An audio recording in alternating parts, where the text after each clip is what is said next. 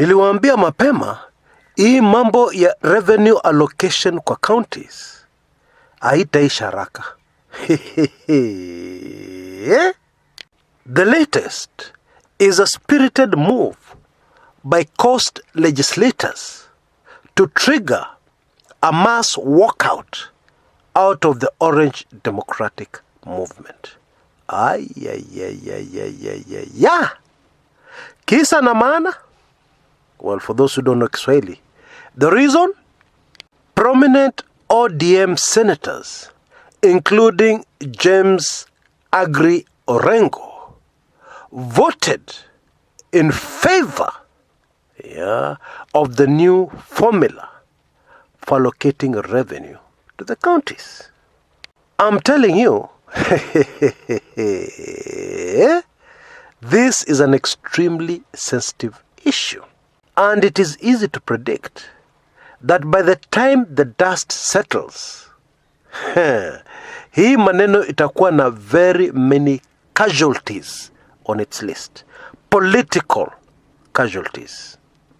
But before we go even any further, I want to take you back in history, so that we understand where a lot of this bad blood and sensitivity over this issue came from. Because in my view, it was planted deliberately. Okay? And I'm going to explain exactly why. But even before that, a quick heads up. Tomorrow, the month of July ends. And you have a golden opportunity of getting life membership to both my weekly intelligence briefings and my Club 1999. Club 1999 is very old. It consists of people who have supported me when I was completely unknown and with very few followers. I honor the guys. And therefore recently, following up on a suggestion by one of the honorable members of Club 1999, we changed our revenue model so that all members of Club 1999 would automatically become life members of both Club 1999 and the weekly intelligence briefings. And what we'll do going forward is that every July and every December, the last 2 weeks of those months, we will be accepting donations to keep the service going. Voluntary donations. Now, the way it is supposed to work is that this does not apply to new members going forward. It only applies to existing Club 1999 members. But now you have a unique opportunity today and tomorrow to become a member of Club 1999 and immediately benefit from this new model. So all you have to do is join Club 1999 and then you will immediately enjoy the benefit of all the Club 1999 members. That is, you'll automatically qualify for life membership to both Club 1999 and my weekly intelligence briefings. And by the way, there was a weekly intelligence briefings that was released earlier this week. So you'll also get that and all the back issues of weekly intelligence briefings, as well as the 53 Club 1999 sensitive videos. Great for the coming weekend. I guarantee you it will keep you very busy. So follow the instructions you see on your screens right now and go for it. It's a small window of opportunity. Take full advantage of it. It is a very brief window of opportunity. So take full advantage of it. Right. Back to what we're discussing. In 1969, actually 25th October 1969, there was an incident in Kisumu where a lot of innocent Kenyans lost their lives, including school children, whose only crime was that they had turned up eager to entertain the visiting head of state, Mzee Jomo Kenyatta. To date, the number of casualties from the Kisumu massacre of October 25th, 1969 is not known. It is still a state secret. Anyway, my point is, What followed after that stage-managed massacre was a major propaganda campaign. Now, please allow me to move quickly because I have several videos on this channel that explain the irrefutable evidence that that massacre was stage-managed, and the reason why it was stage-managed. Now, the objective of the propaganda campaign was to completely destroy the Luo community in Kenya as possible future leaders of the country. To completely destroy the entire community in the minds of Kenyan voters, as serious candidates for any political post in the country. And that propaganda campaign was extremely successful because to date, we still have a vast majority of Kenyans who believe, you can't convince them otherwise, that the Luo community are lazy by nature. There is a vast majority of Kenyans who believe that the Luo community cannot make good leaders. There are very many Kenyans who believe that. And of course it's rubbish. But as we've always said in politics, what matters is perception, what people believe. Now it is very important for our purposes today that you take note of the fact that this propaganda campaign was deliberate. It was not an accident. It was deliberate. And it was designed to have maximum effect. For instance, it is not a cultural practice of the Luo community to circumcise. And of course, it's not a cultural practice of many communities all over the world to circumcise. For instance, the President of the United States of America is not circumcised.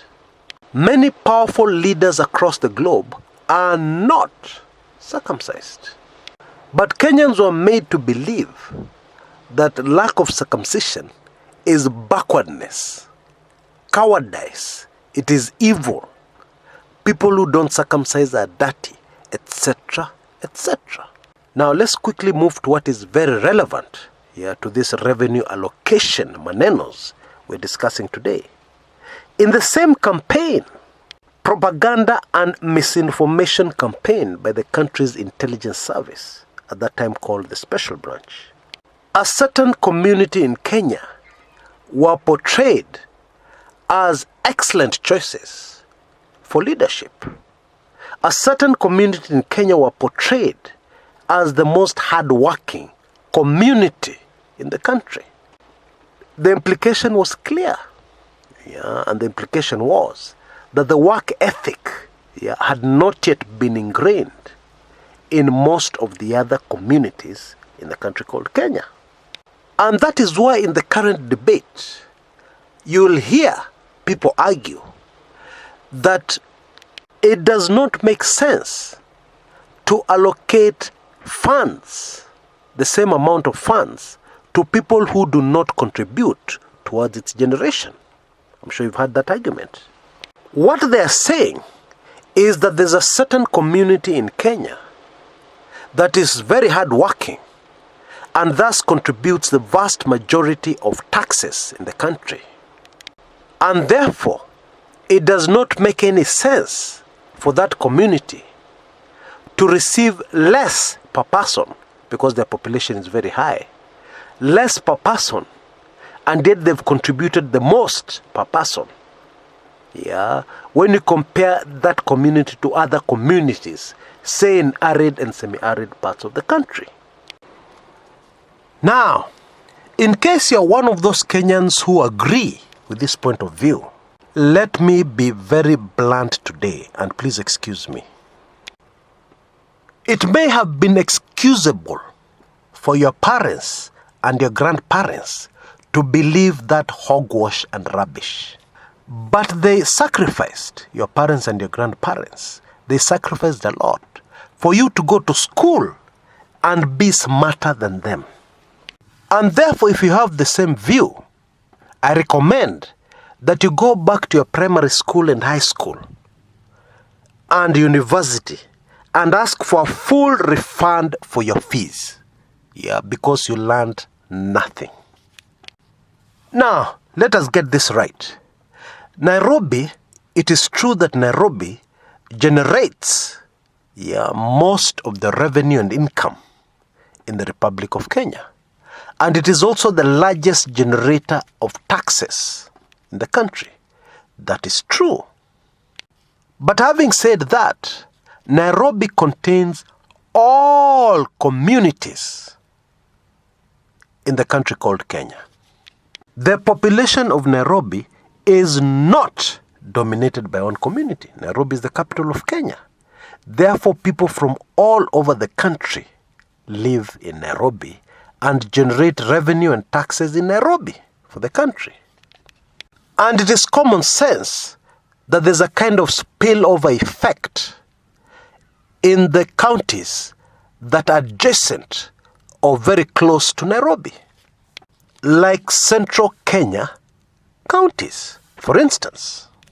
There's a spillover effect in some of them. Yeah, not all, some. Number two, and this is very important, let me humor you in your propaganda that a certain community in Kenya is more hardworking than others. I don't agree, but let me humor you for a minute in order to get a point across.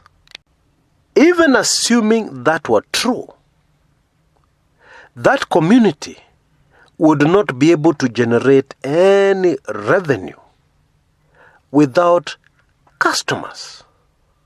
And their customers hail from many other communities in the country called Kenya. Besides that, even the hardest working amongst this community cannot be able to generate the kind of income other communities in the country generate with their talent.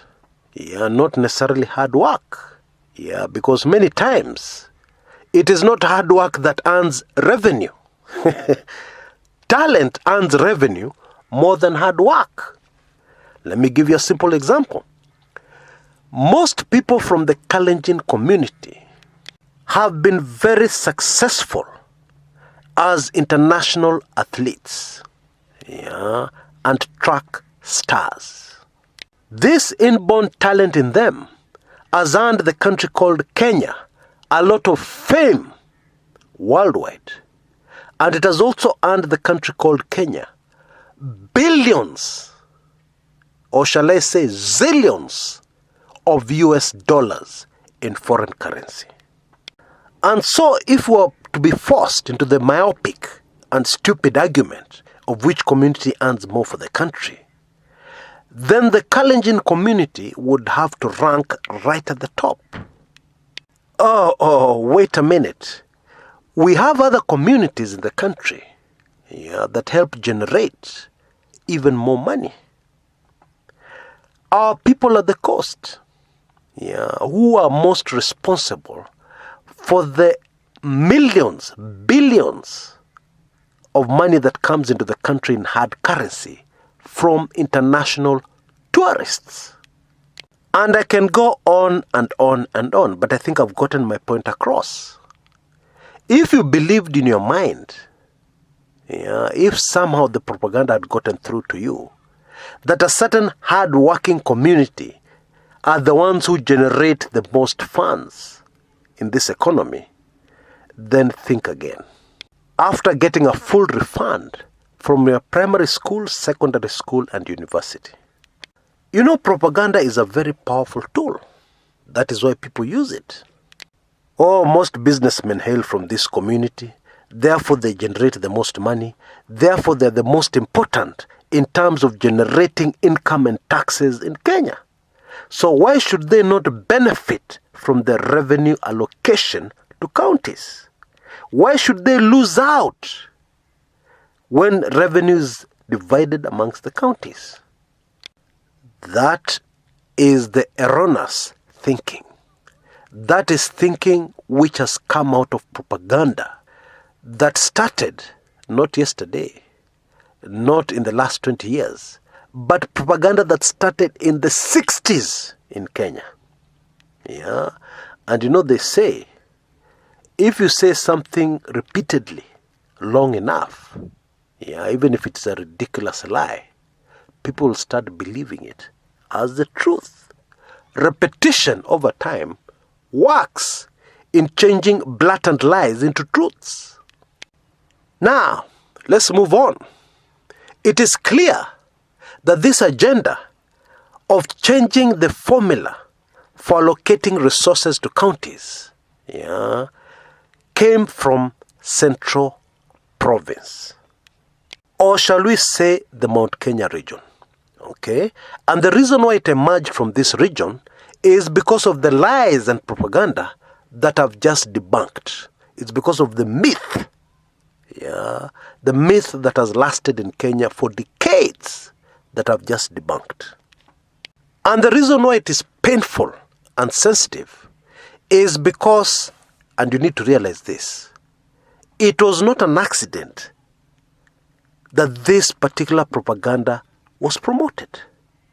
It was not promoted for no reason. It was promoted in order to ensure that a vast majority of the resources of government, even before devolution came, would be concentrated within a certain community. And that is the truth. And this is the reason why something very interesting happened. When the second president of Kenya, President Daniel Toroitich Arap Moi, took over, Moi came up with a new system which he called District Focus for Development. The whole idea was to focus on the district as the main unit for development. And all of a sudden, people called DCs, District Commissioners, became extremely powerful in Kenya. But Moi's District Focus for Development was resisted very strongly in the country. And it did not go very far. Those Kenyans who are old enough will remember the joke people used to make against the Moi regime of beautiful tarmac roads that had been built in the Rift Valley that went nowhere. Now, hold on a minute. Went nowhere? Can that be true? Because we know the Rift Valley is the breadbasket of the country. So any roads you built in the Rift Valley will add value to the country called Kenya. Are bound to be of great benefit to the country called Kenya. They are not roads to nowhere. They are roads to assist to get food from Kenya's breadbasket to the rest of the country. I think by now, many of us must have started realizing just how powerful propaganda can be. Because I have a confession to make. I was one of the people who was making jokes about Moi's District Focus for Development policy. And even my late political lecturer used to do the same. And now, those of us who support revenue allocation based on population are doing precisely the same. Because there's a reason why certain areas in Kenya are sparsely populated and underdeveloped. And we all know the reason is because funds have not been going to those particular areas for decades since independence.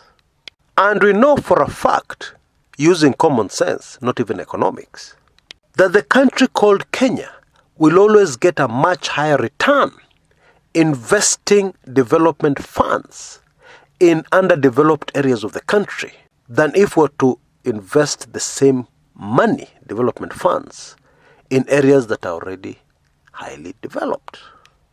Areas that have always had development funds flowing in their direction for years, for decades, consistently. And that is why I fully support the coast legislators who want to trigger a walkout en masse from the Orange Democratic Movement. Because it makes perfect sense for them to get together, and to wait for 2022, and only to move in the direction of those who will support them, in their endeavors. Not pay lip service, not do a lot of talking. Those who will be able to demonstrate practically that they are willing, to address the interests of the people of the coastal region of Kenya. And in the same vein, I would support many other marginalized parts of the country that would want to do the same. It makes a lot of sense to me. Why belong to a party, that deep down does not support your aspirations as a people or as a region? Why? I think I would appeal to Kenyans, to follow the advice of the late legendary African politician Mwalimu Julius Kabarage Nyerere. If you like somebody, if you really like somebody, you like their face as a politician, go and buy them a cup of coffee or a cup of tea. Don't hand them the presidency. That is serious business.